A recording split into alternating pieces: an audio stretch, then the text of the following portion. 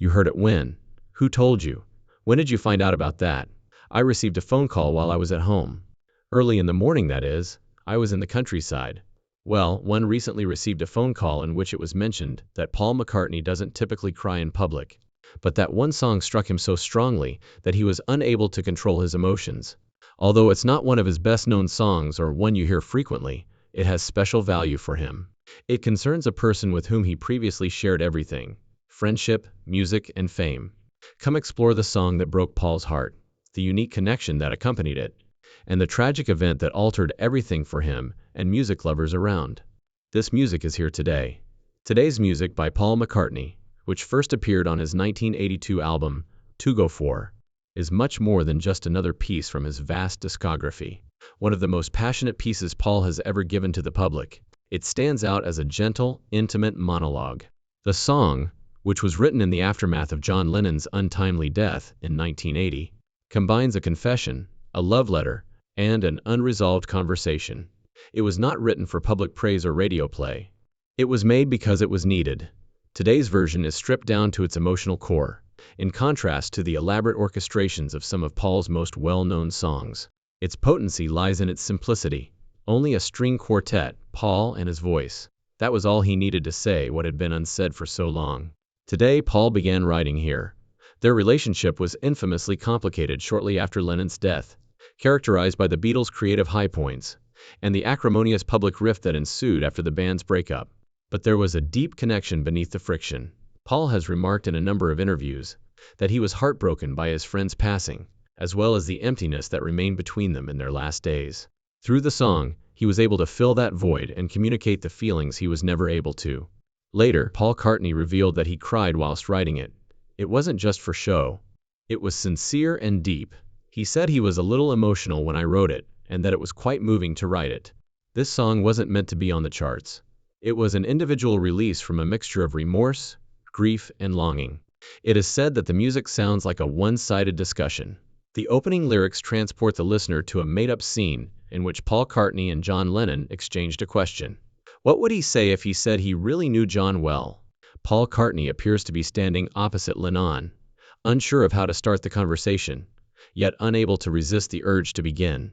There is hesitancy, uncertainty, and even a hint of humor. This was crucial to the development of their bond.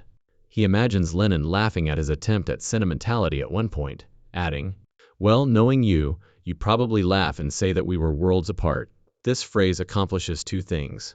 In addition to exposing Paul's weakness, it captures Lennon's famously sardonic style.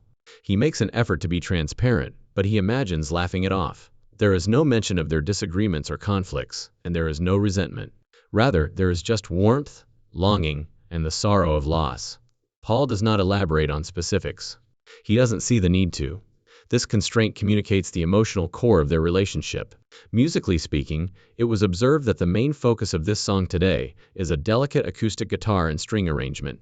The orchestration, which was the work of George Martin, the longtime producer of the Beatles, gave the song a subtly dignified quality. It was said that the strings weren't too loud. Rather, they were described as floating like echoes of memories around Paul's voice. The choices made in production were deliberate. There was no full band, no harmony, and no drums. People described it as bare, like a room that has been left vacant after someone has left. It was also said that Paul's vocal performance was quite intimate. It was noticed that he spoke the song more than he sang it. His voice was described as having the tenderness of someone who was trying to keep his cool as the weight of recollection threatened to break him. It was observed that his voice's pauses and faint breaks added to the song's emotional authenticity.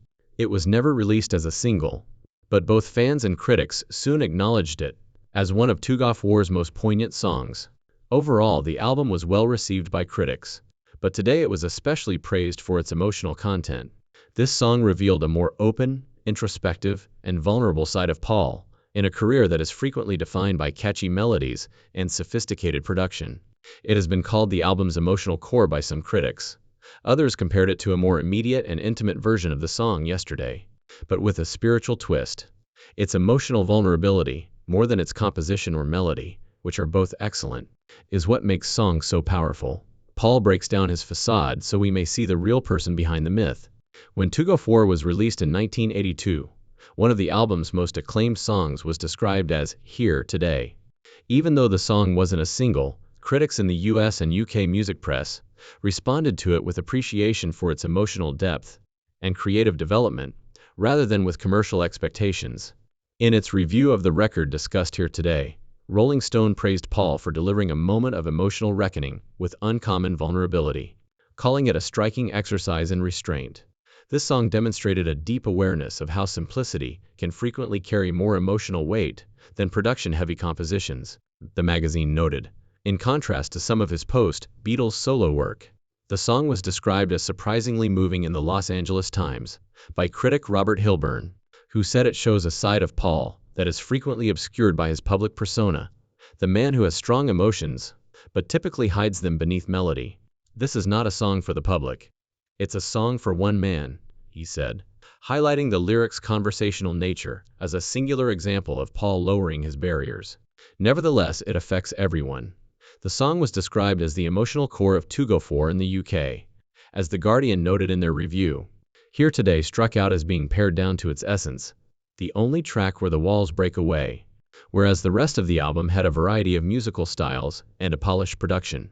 The song deserves to be studied not just as a tribute, but as a masterclass in personal songwriting, the review said. It was called the most honest song written by Paul since The Beatles by Melody Maker, a prominent UK music magazine at the time. Paul's vocal performance was described as nearly trembling by the reviewer, who also noted that the ambiguity, sorrow, warmth, and remoteness of his emotions were more potent than any eulogy could be. Looking back on Paul's post-Beatles work years later, the song was still praised. Here Today, described as a modest masterpiece, fashioned out of pain, remorse, and grace, was included in a list of Paul McCartney's most important solo songs in a 2001 retrospective by Mojo magazine.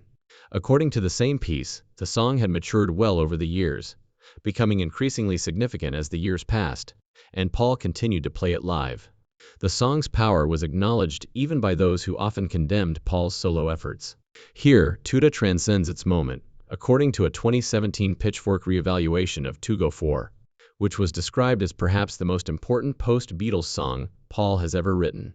The song was commended in the review for its subtly innovative openness and emotional depth without resorting to overly dramatic elements. It was seen that Here Today had become even more important throughout the years. Originally written as a private note to a buddy who had passed away, it became a mainstay of Paul's live performances, especially after George Harrison's passing in 2001. Paul seemed to reestablish a connection with a part of his past each time he sang it, and the audience sensed that sincerity. On his 2002 Back in the US tour, he would open the song with a simple comment. This is a song he wrote for John. This was often enough to silence the crowd. Tens of thousands of fans came together in that moment, united not just by the music, but also by shared memories and a sense of collective grief. Paul would sit and do it alone, occasionally displaying obvious emotion. The song was all that was performed. He said once that he felt a connection to John again when he performed it live. It was more than just a show. It was a rite, an homage. This place's foundation of unsaid words is one of its most poignant features. Paul is upset with Lennon, but he is also upset with the stillness that was between them when John died. He states in one verse that he always wished John were present today, since he appears in his song. There is ambiguity in this line. Paul is conscious of John's departure, but he imagines him as still there in this song. The music becomes a bridge to the chasm, a conduit for spiritual connection. Anyone who has suffered loss coupled with unspoken feelings will find resonance in this song. It therefore goes beyond Lennon and Paul's relationship. We can all relate to it. It captures the grief of unheard voices, the pain of unfinished tales, and the healing power of at last expressing those emotions, even if only in song. This song might not be one of Paul's top hits right now. Nonetheless, it is hailed as one of his greatest solo works by both musicians and fans. Prominent musicians including Eddie Vedder, Norah Jones, and Dave Grohl have praised its intimate quality. Many versions have appeared, usually with acoustic and subdued arrangements that respect its simplicity.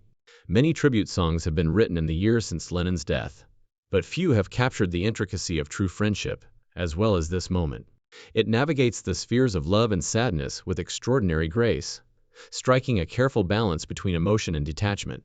Additionally, the song has appeared in a number of retrospectives and documentaries, such as The Love We Make and McCartney 321, in which Paul discusses the emotional burden the song carried and the composing process. Every recounting is a poignant reminder that even great people like Paul have emotional scars, and that music is still their most authentic medium. Paul has often cited this song as one of his favorite songs in the many interviews he has given over the years. It is praised for its relevance rather than its technical skill. According to him, it's a way to let go of emotions and find closure.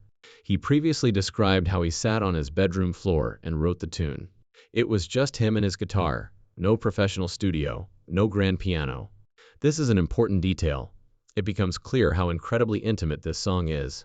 Paul talked about how the song came out quickly, as he was sitting on the floor in the corner of his room with my guitar, thinking about John and crying. What makes today timeless is this sincerity. It makes no effort to elegantly arrange sorrow into poems. Rather, it merely lets the emotions in by opening the door. What makes today timeless is this sincerity. It makes no effort to elegantly arrange sorrow into poems. Rather, it merely lets the emotions in by opening the door. However, what kind of lovely friendship did John Lennon have with Paul, and who was he? What about their friendship and who is John Lennon? One of the most recognizable, complex, and often studied individuals in the history of music is John Lennon. His influence as a founding member of the Beatles changed music, popular culture, and the fundamental definition of what it meant to be a songwriter. Beneath the legend, however, was a guy who, like everyone else, was influenced by both his personal relationships and his public achievements. There was none more important than his relationship with Paul McCartney. John Winston Lennon was born in Liverpool, England, on October 90, 1940.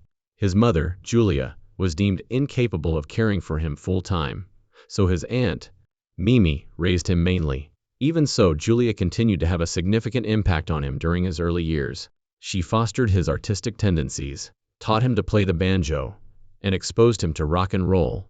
Her sudden passing in 1958, after a terrible accident, was a devastating shock to John as a teenager, and would have a significant impact on his emotional depth as a songwriter. John never excelled academically. He was known for his humor, sarcasm, and rebelliousness. He demonstrated the artistic rebellion that would make him a cultural legend even as a teenager. He was always sketching, engrossed in music, and passionate about wordplay. All of these factors prepared the way for his future partnership with Paul McCartney, who would bring order and harmony to his erratic inventiveness. On July 6, 1957, John Lennon and Paul McCartney became close at a church service at St. Peter's in Liverpool's Wilton. Paul was only 15 years old when he met 16-year-old John, who was performing with his skiff band, the Quarrymen. John was immediately struck by Paul's confidence and wealth of musical knowledge, in addition to his ability to play complex chords and tune a guitar. An important turning point for both musicians came shortly after John invited Paul to join his band. They set off on a composition adventure in the following years that would influence the Beatles' legacy and set a standard for musical cooperation. As Lennon famously stated, John and Paul wrote songs eyeball to eyeball from the beginning. They shared notebooks, played chords, and wrote in a variety of settings, including dressing rooms, hotels, and buses. There was no mistaking their chemistry. Even though their approaches were different, these contrasts created a pleasing harmony. Lennon's work was known for its emotional honesty, bluntness, and rawness. He added humor, edge, and existential dread to his writing. Paul, on the other hand, offered lyrical optimism, love themes, and musical structure. Their diverse personalities came together to create an amazing body of art. Examples of their genius include classics such as Let It Be, A Day in the Life, Eleanor Rigby, She Loves You, and I Want to Hold Your Hand. Their friendship went beyond just making songs. They playfully teased each other, challenged one another, competed amicably, and shared knowledge. For example, Paul used Penny Lane in response to John's introduction of Strawberry Fields Forever. In a similar vein, John encouraged Paul to write Hey Jude, even though song wasn't his original idea. Respect for one another and a common artistic vision turned each song into a lighthearted competition. The mutual trauma that John and Paul endured was a significant but usually disregarded part of their friendship. Both experienced the early loss of their mothers.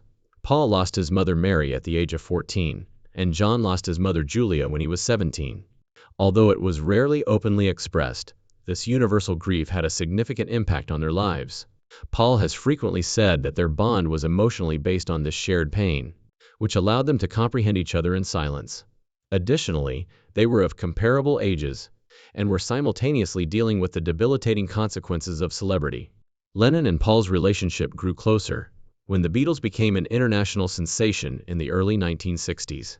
Whether they were touring in far-off places, in the recording studios, or running from their devoted fans, they were together virtually every day. Fame brought them closer to one another while also separating them from the outside world.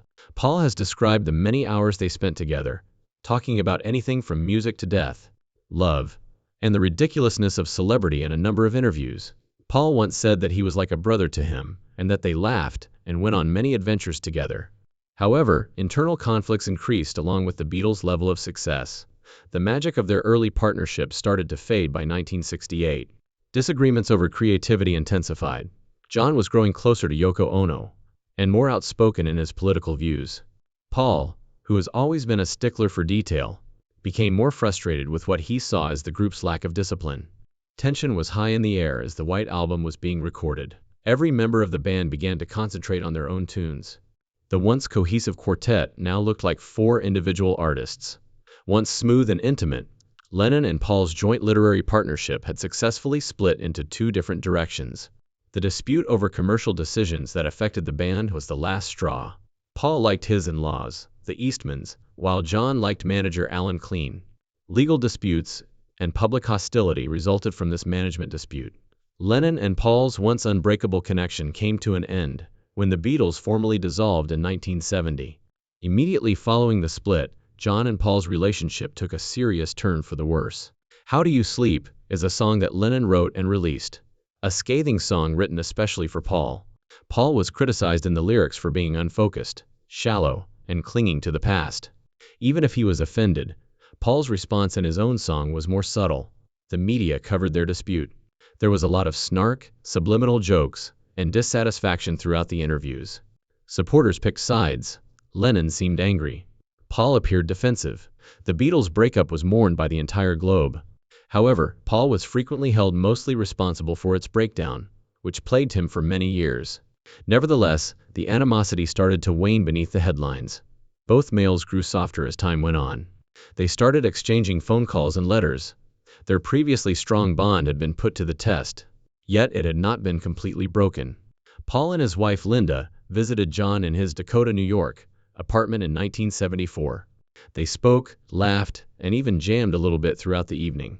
It was a private rekindling of their friendship, which was far more significant than a public reunion.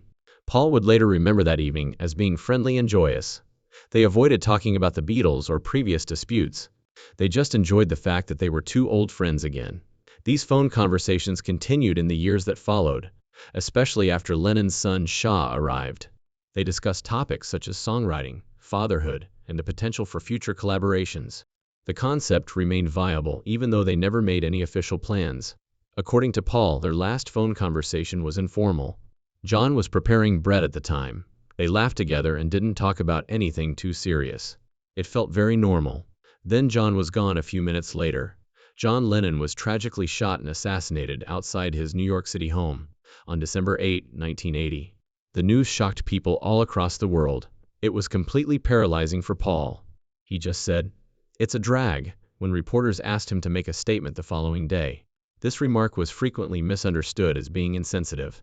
Paul subsequently explained, though, that he was just feeling numb and overwhelmed. What could he possibly say at that precise moment that would accurately capture their relationship of years? Paul was crushed in private. Since then, he has expressed his deep sorrow, remorse about words he did not say, and anguish over not spending more time with John.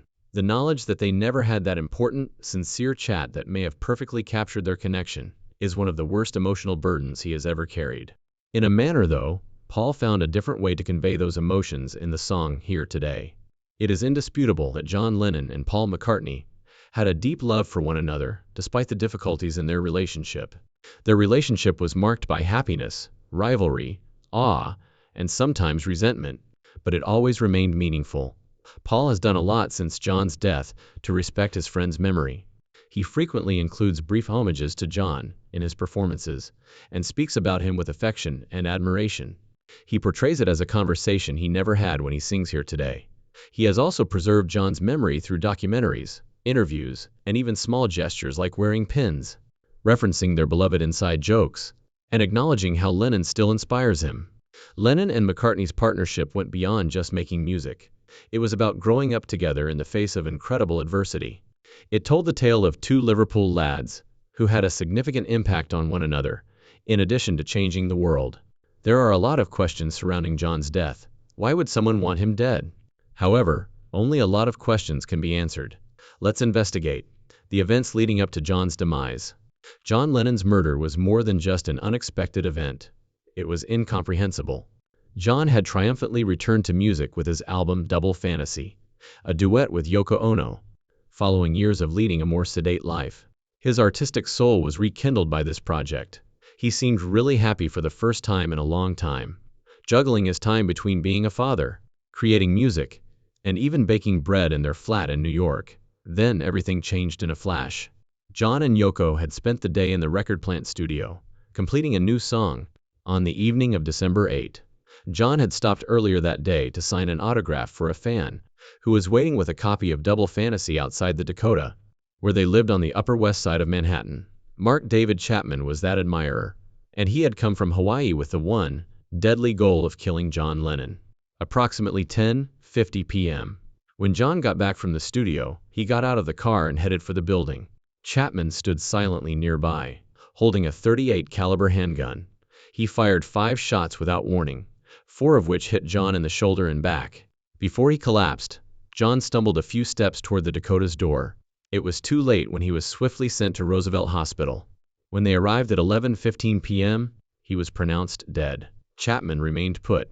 Rather, he picked out the Catcher in the Rye calmly, took a seat on the sidewalk, and began to read. He claimed that he did not resist and that he acted alone when the cops arrived. He claimed in later interviews that he was motivated to murder John because he thought the artist was a fraud who preached peace while living a lavish lifestyle. Chapman became one of the most hated criminals of the 20th century as a result of his distorted thinking, which was motivated by delusion, religious misunderstanding, and obsession. The announcement of John's passing was a significant occasion. Fans gathered in the streets outside the Dakota in the hours that followed, lighting candles and crying in public. People from all over the world gathered in shock. Beatles songs were played repeatedly on radio stations. As they broke the devastating news anchors, many of whom had grown up listening to the Beatles, found it difficult to remain calm. Paul McCartney was devastated by the death. But in keeping with his character, McCartney's first public response was muted, and an automatic withdrawal into isolation that was widely denounced as heartless. Paul subsequently explained, however, that he was feeling overtaken by his emotions, unsure of how to communicate, and unwilling to cry in front of strangers. He wept deeply in secret. There was some comfort in knowing that their last years had been spent repairing their friendship, rather than performing together. But John's death came so suddenly that there wasn't much time for healing. There was no closing song, no final embrace, and no parting conversation. Paul has since said that he wishes he had communicated his love and concern for John more often. Paul's sincere remembrances over the years have been shaped by that enduring sense of remorse. John Lennon's death became a legend in its own right in the years that followed. Chapman was given a 20-year-to-life sentence and is still behind bars after being repeatedly refused parole. Fans hardly ever mention his name. Many decide not to honor the person who suppressed a generation's voice. Another significant turning point in how celebrities, particularly musicians, thought about their safety was the assassination of John Lennon. Lennon did not have bodyguards to defend him at the time. He freely walked the streets of New York, stopping frequently to take photos or sign autographs. Part of his attraction was his readiness to participate, but it also made him vulnerable. Other public people started re-evaluating how open they could afford to be after his passing. It had a significant cultural impact. Lennon was seen as more than just a musician. He was seen as a thinker who used his position of power to challenge convention, advance peace, and resolve the odd paradoxes of fame. Not only did Beatles fans mourn his death, but activists, artists, and visionaries also felt that they had lost a voice that spoke to their experiences.